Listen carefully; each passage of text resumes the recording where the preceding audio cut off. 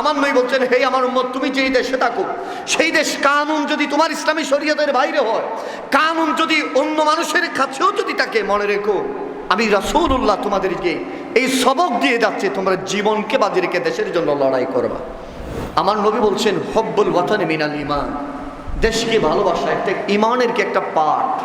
দেশকে ভালোবাসা কি ঈমানের পার্ট।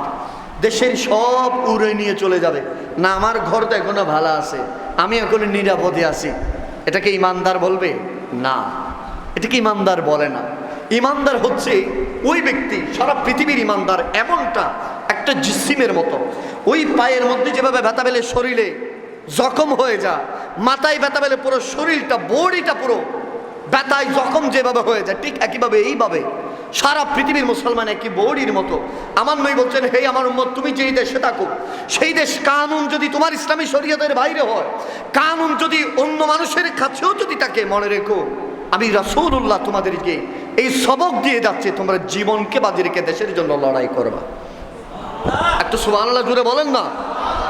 এখান থেকে আমার ভাইয়ের একটা নোট করবেন, এটা সারা পৃথিবীর যত ধর্ম আছে, যত ধর্ম যাজক আছে, যত ধর্মীয় গ্রন্থ আছে, আমার আল্লাহর কোরআন এবং রাসূলুল্লাহ সাল্লাল্লাহু আলাইহি ওয়াসাল্লাম যে দেশের জন্য জীবন উৎসর্গ, দেশের জন্য জান কোরবান, দেশের জন্য নিজের জীবনকে কোরবান করে দিলে আমার নবী তাকে শহীদ বলেছেন, সুবহানাল্লাহ বলেন, এবং তার হিসাব নিকাশ হবে না বলেছেন, এবং সে ব্যক্তি জান্নাতে যাবে, সুবহানাল্লাহ বলেন।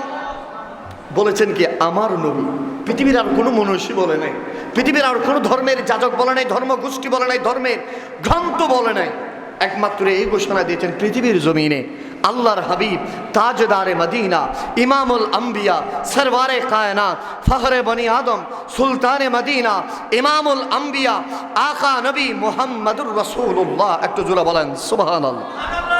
এবং এই ব্যাপারে আমরা সচেতন হওয়া দরকার।